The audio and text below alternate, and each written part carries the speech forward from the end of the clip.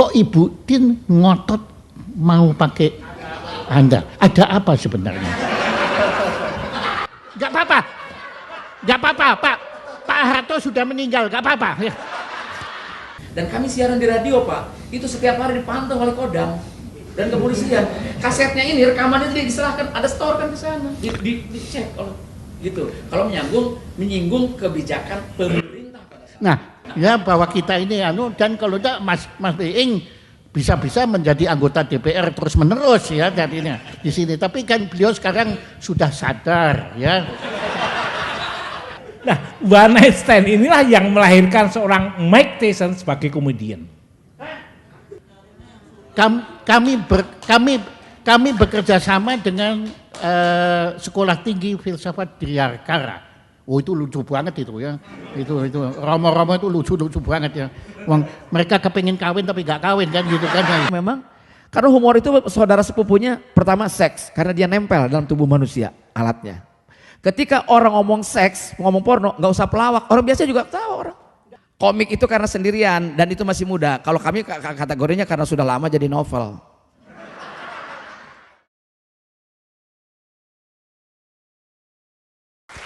Silakan, Bung Jaya. Langsung. Wah bukan main ini kadonya. Setelah tadi saya mendengarkan semua apa yang diutarakan beliau. Nah. Beliau ini pelaku, di samping pelaku seks dia tuh pelaku humor. Ya, beliau ini dari tadi memang berusaha membuat teori, tapi teorinya gagal semua karena semua teorinya nggak cocok dengan perilakunya dia, begitu ya. Tapi betul-betul saya tadi sangat kagum, ya walaupun saya heran kenapa Anda kok cari contoh kok pabrik jamu itu kan banyak yang lain, kenapa Anda begitu sentimen sama saya? Jamu nggak ketawa, pemilik pabrik jamu makin nggak bisa ketawa lagi. Makanya benar kita nggak pernah sewa Anda ya. Karena Anda ternyata memang ada antipati terhadap pabrik jamu di sini. Ya, nah begini, berat sekali. Saya, kok Ibu Tin ngotot mau pakai Anda? Ada apa sebenarnya? Gak apa-apa, Pak Harto sudah meninggal, gak apa-apa. Ya. Nah, tolong Anda ngomong terus terang ya. Jadi saya juga dapat keterangan dari Ibu Suryadi Sudirja pada saat itu Gubernur DKI. Kenapa Ibu Suryadi? Saya tanya Ibu Tin. Anda jangan mengelak Ibu Tin ya. Ayo gimana? Saya ceritakan kok, dengar dulu. Apa? Anda panggil saya koh lagi. Rasialis bener Anda ya. Gimana? Oke dah, terserah dah. Kata Putih, kan Ibu Yogi Esmeri sama Ibu Suryadi. Lah kok Yogi lagi? Dia ditanya Butin kenapa memilih Anda? Ya nggak tahu dia. Anda nggak tahu? Awalnya gini katanya, nggak apa-apa kok anak-anak muda itu baik-baik gitu aja. Karena Butin melihat dari bakso itu pada saat itu. Oh bakso. Iya, dianggapnya baik, tidak mungkin bicara. Nah sementara dari protokol presiden itu, kan dulu saya kasih tahu buat anak-anak 30, suasana di saat itu secara sosial politik kita sangat tertekan. Tidak mungkin ngomong sembarangan di depan, apalagi di depan presiden. Maka yang ketakutan adalah ya seknek, ya protokol presiden, semua. Kalau mengkritisi, ketika saya mengucapkan pembangunan aja dianggap nyindir loh. Iya, terima kasih Bapak Presiden, saya jarang begitu ademnya, itu adalah hasil pembangunan. Itu menjadi bersayap dianggap pada saat itu. Lo kok tahu kalau dianggap nyindir? Kenapa? Anda kok bisa tahu kalau dianggap nyindir? Nah, bingung kan? Dia bingung. Betul. Nah. Bukan. Pada saat itu kan sensitivitas politik sangat tinggi. Tidak ada satu orang pun yang berani kecuali mungkin pada saat itu siapa? Rianti Arno, W.S. Rendra, mungkin seniman yang muncul. Lalu ada Iwan Fals, ya, dengan musik-musik humornya. Dan diantaranya kita dari kelompok awaknya. Dan kami siaran di radio, Pak. Itu setiap hari dipantau oleh Kodam dan kepolisian. Kasetnya ini, rekamannya itu diserahkan, ada store kan di sana, dicek oleh gitu. Kalau menyinggung kebijakan pemerintah pada saat. Nah, pertanyaan saya, Kodam waktu mendengarkan dakwaan Anda itu tertawa apa enggak? Tertawa ya. Nah, dari apa yang diutarakan beliau itu, sebetulnya dari tadi semua jelas kenapa kok sekarang profesi pelawak jauh lebih berat ketimbang di zaman Orba. Kalau di zaman Orba itu, para pelawak ini memang lucu dan dia tidak disaingi oleh pemerintah.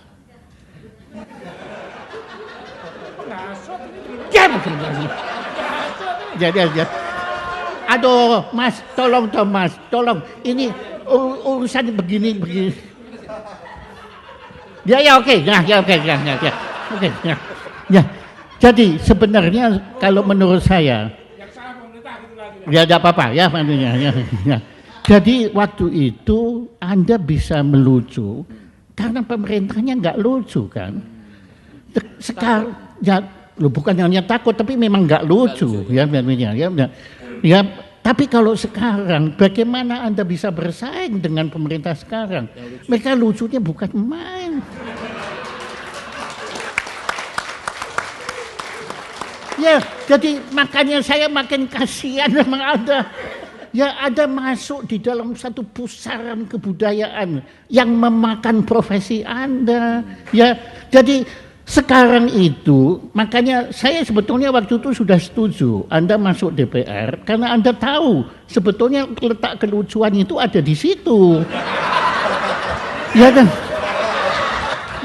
Ya sudah. Ya Mas mana? Oh dia tersinggung gitu ya. Ya, nah. Makanya itu kan itu letaknya sebenarnya ya. Saya juga di sana masuk DPR itu sebetulnya kalau saya mau bilang memperjuangkan, saya ingin cari lucuan, ternyata di sana nggak ada. Yang ada rasa marah dari kita. Itu Anda karena merasa tersaingi sama lucunya mereka. Ya, jadi itu adalah kecemburuan profesi. Kamu nggak usah ikut. Ya, jadi di situ. Ya, memang betul nasib Anda itu boleh dikata lebih parah ketimbang warga Kalijodo, betul. Ya, karena Anda masuk dalam satu bencana yang Anda sendiri gak sadar sebenarnya ya. Bagaimana Anda bisa menyaingi pemerintah masa sekarang? Gak bisa, Mas. Lucunya mereka itu sudah very natural. Sebetulnya acara ini dibuat untuk menghibur para pelawak sebetulnya. Kalian itu terima nasib saja bahwa kalian sekarang mau kalian pakai riset, mau pakai apapun ya, bagaimana Anda bisa menang terhadap pemerintah sekarang, Pak? Mereka sangat profesional. Saya pernah di TVRI dicekal 2 tahun tidak boleh muncul hanya gara persoalan sensitif. Dulu kan kalau kita menganalogikan kekuasaan adalah dengan Hansip. Dengan RT dan RW. Itu khasnya begitu dari dulu. Tadi kan disebutkan medsos. Memang sebenarnya kita sedih sekali ya. Belakang ini memang Anda juga kalah lucu dibanding medsos. Cuma sayangnya medsos ini lucunya itu brutal. Biadab ya anunya. Ya. Tapi saya kebetulan tadi lihat Ibu Ella punya satu rekaman tentang medsos. Nah, jadi ini ada harapan.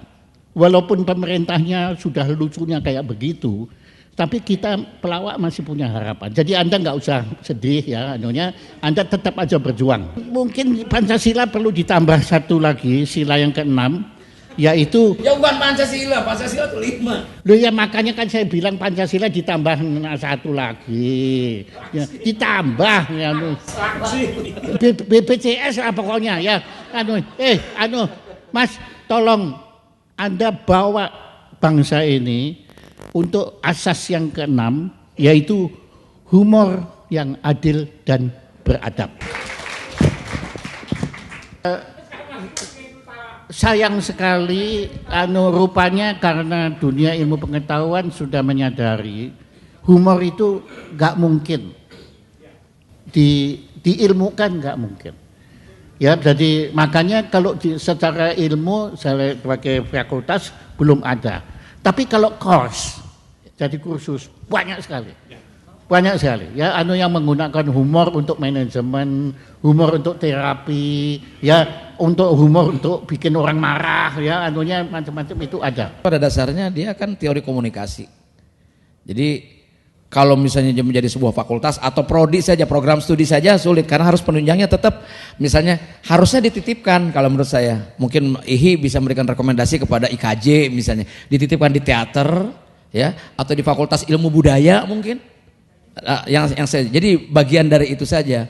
Karena bagaimanapun humor itu hal, kalau Pak Jaya Suprana mengatakan tidak mungkin jadi sebuah fakultas. Tahun 80 buat anak-anak muda, para stand up komedi atau para pelawak, kalau baca, masih suka baca dulu, kata-kata kalimatnya Pak Jaya mengatakan dalam teori waktu itu sudah sering ada diskusi kita zaman dulu ya, bahwa humor itu ibarat katak. Saya ingat betul tahun 80-an loh Pak Jaya bicara. Kalau katak dibedah maka mati. Kalau humor dibedah teorinya maka dia tidak lucu. Jadi biarkan dia secara alami, tapi tetap harus memperlakukan humor, tidak bisa melepaskan dari kaidah-kaidah komunikasi yang ada. Misalnya apa? Kalau kita ini adalah mereka IDI misalnya anggota keluarga besar Ikatan Dokter Indonesia, maka materi yang disampaikan paling tidak jauh dari kehidupan mereka tentang kedokteran, tentang bagaimana berhubungan dengan pasien dan rumah sakit dan sebagainya wilayah itu.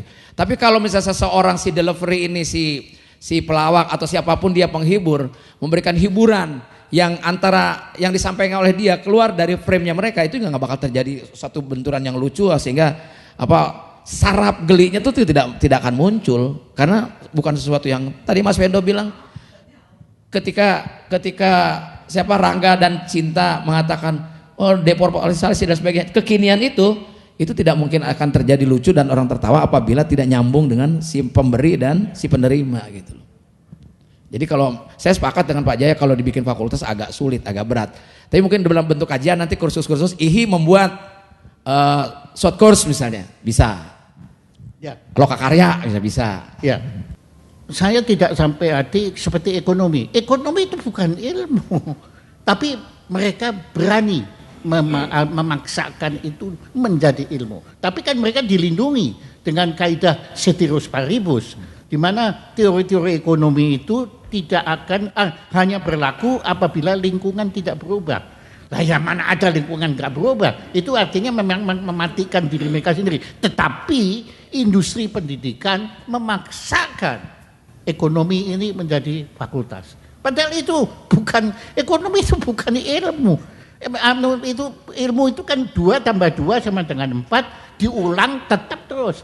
Ekonomi 2 tambah 2 bisa 5, bisa 3, bisa 1 dan lain-lainnya itu. Nah, menurut saya ada hal-hal di dunia ini yang dilindungi oleh Yang Maha Kuasa. Yang Maha Kuasa ini tahu, manusia ini kan pembosan. Kalau dia sudah tahu, dia akan berhenti dan dia tidak akan menikmati lagi apa yang dia tidak tahu itu. Nah, humor ini seperti kasih sayang, seperti kebencian, seperti dendam, seperti lain-lain itu dilindungi suatu misteri. Ya, manusia memang gak mungkin otaknya ini gak akan mampu membongkar misteri itu. Tapi justru itu yang membuat humor ini dikejar terus oleh manusia. Karena manusia kepingin tahu apa humor itu. Kalau akhirnya mereka tahu humor itu, mereka mungkin sudah nggak ingin hidup lagi. Maka kita harus berterima kasih ya bahwa kita ini dan kalau tidak Mas Being bisa menjadi anggota DPR terus menerus ya jadinya di sini. Tapi kan beliau sekarang sudah sadar ya.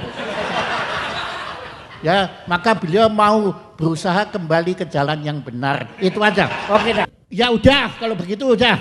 Saya ganti lapangan, saya tambahin. Ya, semua binatang kalau dibedah itu mati, gitu aja. Termasuk Arswendo. Dan bukan sekali ini, makanya tadi saya masih ingat dan mengenang dengan senang hati bagaimana Jaya Suprana mengundang Arswendo untuk ulang tahun dengan segala macam akomodasi yang luar biasa dan dia tidak tahu apa yang terjadi gitu tuh. Kamu kok di sini? Ini akan saya ceritakan terus. Udah jangan bantah, ini yang penting. Tadi benar, humor nggak bisa di itu. Course-nya banyak. Jangan lupa naiknya stand up comedy ini sekitar tahun 55-an di Amerika di kalangan mahasiswa. Karena di sana lagi revolusinya luar biasa besar-besaran. Dari situlah muncul gerakan-gerakan yang sampai sekarang namanya dikenal di Indonesia juga karismatik. Di kelompok Kristen itu modelnya lagi macam-macam, lagi senang berontak, lagi senang macam-macam. Nah, stand up comedy ini diwadahi oleh kursus-kursus ini dan dilestarikan dari kafe ke kafe. Tapi sebetulnya ini sudah ketinggalan zaman. Yang sekarang jadi topik yang kalau kita bisa meniru juga di sini nggak apa-apa. One night stand-nya itu. Jadi ini kelompok kayak Pak Jaya CS ini yang jawara-jawara ini ngumpul kemudian merumuskan satu bentuk humor yang di sana sekarang dinamain one night stand ini. Disitulah seorang Mike BPJS. One night, ada one night. Iya. Iya. Ada yang satu lagi, short time stand. Ya.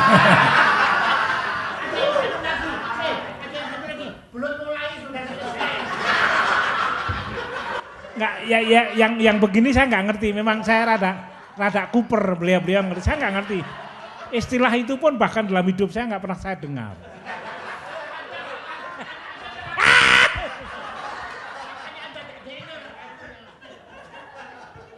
Nah, one night stand inilah yang melahirkan seorang Mike Tyson sebagai komedian. Mike Tyson itu tampil sebagai komedian, diklik aja lah sekarang ini masih banyak. Mike Tyson. Yes. Kenapa bukan Muhammad Ali? Masa Mike Tyson? Yes. Dia tampil di situ mengharukan, lucu dan luar biasa lah. Inilah bahwa akhirnya tidak selalu orang itu harus pelawak profesi dalam pengertian, tapi kita bisa mensinariokan, kita bisa membuat sebagai itu. Dan jangan lupa Pak Jaya, dia cerita itu bukan materi yang luar biasa, materinya dia sendiri, bagaimana dia mulai ditipu istrinya, bagaimana dia melarikan cintanya, perhatiannya pada burung merpati dan lain sebagainya. Dan tokohnya bukan hanya dia, itu dikemas menjadi sangat luar biasa. Sekarang kita klik aja bisa. One night stand itu lucunya kayak apa bisa. Saya pernah hampir mencoba di sini dengan para pemain bulu tangkis. Kita lagi ngumpulin bahan-bahannya tapi ya nah ya BPJS ya enggak ya BPJS-nya enggak cocok ya. Ya kembali ke tadi bagus Mal ya. Ini memang sekolah artinya secara akademisi gitu mungkin agak ini, tapi shortcut ini yang justru selalu ada. Dan itu kita bisa sekarang aja kita bisa download dengan senang hati kok. Filsafat humor. Kami bekerja sama dengan Sekolah Tinggi Filsafat Dirgantara. Oh itu lucu banget itu ya. Itu Romo-romo itu lucu banget ya. Wong mereka kepengin kawin tapi gak kawin kan gitu kan. Nah, sama seperti lukisan itu gak ada yang indah atau tidak indah. Musik tidak ada yang indah, merdu atau tidak merdu. Yang membuat merdu atau tidak merdu, yang membuat indah atau tidak indah, yang membuat lucu atau tidak lucu adalah persepsi manusia. Yeah. Nah, justru di sini sebetulnya letak komunikasi itu. Komunikasi ini perlu dari frekuensi yang menyiarkan informasi itu, frekuensinya harus sama dengan yang sudah yang menerima itu. Kalau enggak distorsi. Jadi makanya Anda jangan percaya hasutan beliau, ya. Jadi Anda itu tidak perlu mau lucu atau tidak lucu, tapi yang penting Anda teliti sebetulnya humor itu apa secara filsafat. Dan saya minta penelitiannya bukan berdasar Sigmund Freud, bukan berdasar Hegel, berdasar empret-empretan itu. Tapi saya lebih bangga kalau itu berdasarkan pemikiran Miing dan ya apa boleh buat juga pemikiran Aswendo ya. Ya. Kenapa pakai apa boleh saya buat? mau pakai BPJS. Ya. Nah, tadi tolong Anda gunakan pemikiran bangsa Indonesia sendiri. Sebab dari tadi baru ini ya Ini tulus apa enggak? Anunya. Oke, tapi saya serius. Ya karena tahun lalu, 2 tahun yang lalu saya memprakarsai simposium filsafat Indonesia. Karena kita sudah cukup dicekoi dengan ajaran Plato dan Aristoteles, Schopenhauer. Apaan kita nggak urusan sama mereka? Ya bagaimana? Bahkan saya sedang merintis sekarang simposium psikologi Indonesia.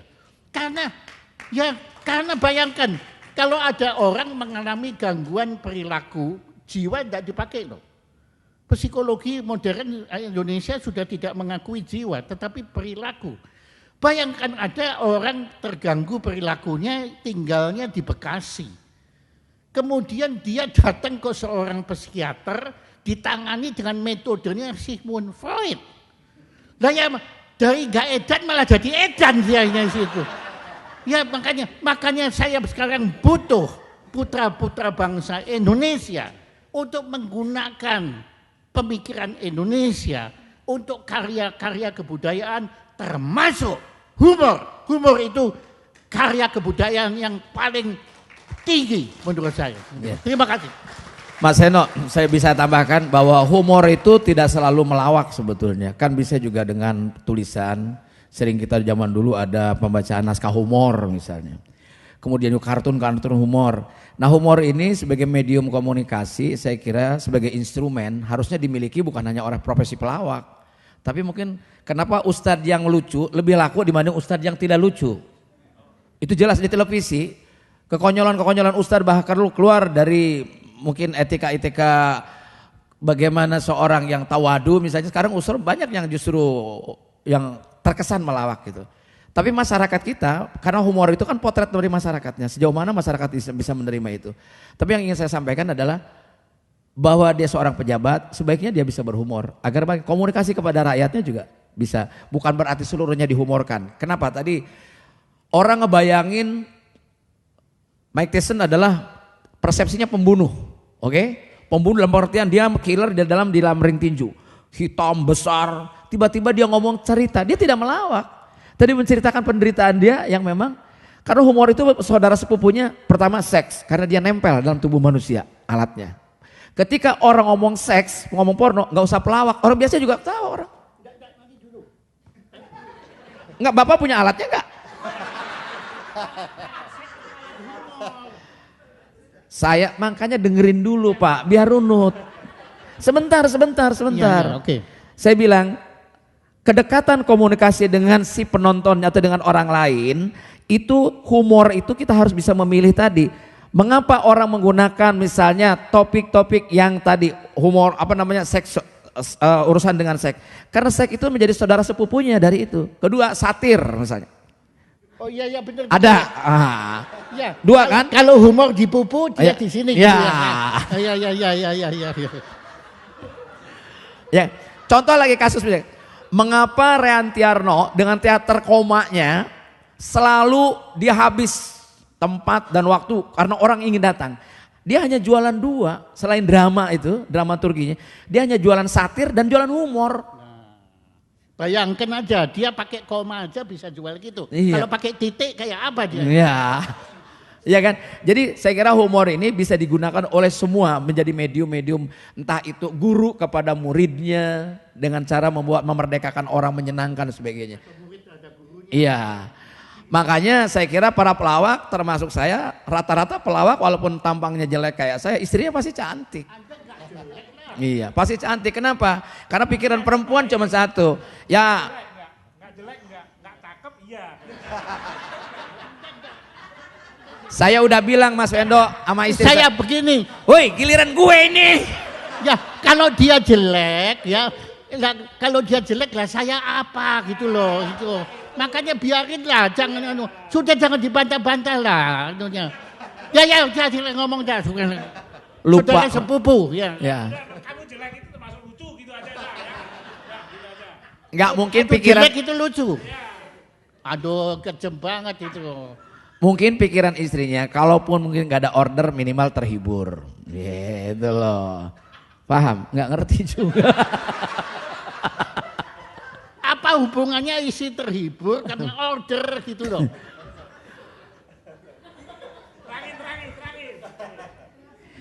Nah ini Pak Jaya Suprana itu berapa giga sih sebenarnya? enggak, ini sebetulnya contoh. Ini kan contoh betapa humor itu kalau dianalisa malah hilang kan humornya. Ya justru itu. Nah, iya. Makanya. Nah. Ya sudah. Yang penting IHI membuat sebuah kajian agar para generasi muda ini nyerah. Saya kira saya mengapresiasi Mas Eno, Mas Dani juga Mas Dar. Bahwa ada kebangkitan kembali dengan fenomena saat ini, sosial media juga sudah lucu, kemudian stand up comedy juga pada lucu-lucu. Walaupun terus terang memang sekarang kelompok lawak yang konvensional kayak kami, kayak Warkop, Bagito, mungkin Doli Sersan itu sedang tidak in pada saat ini. Karena apa? Dulu pun, mohon maaf dalam tanda kutip ya, yang membuat ini seperti ini juga adalah televisi. Televisi kalau ada kelompok lawak diambil maskotnya satu. Jadi dibuaran oleh televisi. Itu satu. Yang kedua, karena memang sekarang fenomenanya liberal dan individual. Kalau zaman dulu kita bermain lawak bertiga dengan sendirian berbeda, Mas. Kalau dia berdiri gagal, dia gagal betul. Apanya yang berdiri? Kalau kita sih masih berdiri. Sebentar dong Tante. Jadi begini. Televisi juga kelompok lawak tidak bisa bertahan lama karena diambilin kan, satu-satu dipindah-pindahin sehingga mereka. Dan sekarang kan lebih individual. Kalau zaman dulu kalau kita bertiga, berempat gitu, itu kan fragmen dan dramanya masih dapat. Dan kita masih bermain tuh berperan bukan pada dirinya sendiri. Kalau anak-anak sekarang kan mungkin gayanya Amerika, namanya juga stand up comedy walaupun tidak konsisten, namanya stand up comedy tapi ngelawaknya bahasa Indonesia gitu. Ya. Kalau kita dulu, ya saya sih berharap karena stand up comedy bahasa Inggris ya. Tapi ngomong-ngomong. Kalau dulu ngelawak sendiri itu namanya pelawak tunggal, pelawak solo itu bahasa Indonesia. Tapi stand up itu berdiri ya Pak ya. Saya juga nggak ngerti. Berdiri ya Pak ya? Kapan mulainya berdiri Pak? Stand up. Gitu. Oh stand up. Ya. Komik itu karena sendirian dan itu masih muda. Kalau kami kategorinya karena sudah lama jadi novel. Hah? Novel. Iya. Kalau anak muda yang stand up comedy itu panggilannya komik. Nah, kalau buku lembarannya sedikit kalau komik. Kalau kami karena tebal jadi novel gitu Pak. Paham Pak? Novel itu loh yang cerita-cerita panjang yang suka bikin. Gagalan dari IHI bagaimana menggelar diskusi dengan serius. Jadi Mas Dar nggak bisa dapatkan kajian apapun hari ini. Saya yakin itu. Ya, betul ya? Di situ pernyataan Jaya Suprana tahun 80 betul. Humor ibarat kata, kalau dibedah dia mati. Betul. Sudah, humor ibarat binatang. Ibarat binatang. Nanti repot sama dia lagi. Ibarat binatang, pokoknya kalau dibedah mati ya. Termasuk manusia. Kalau dibedah mati. Ya.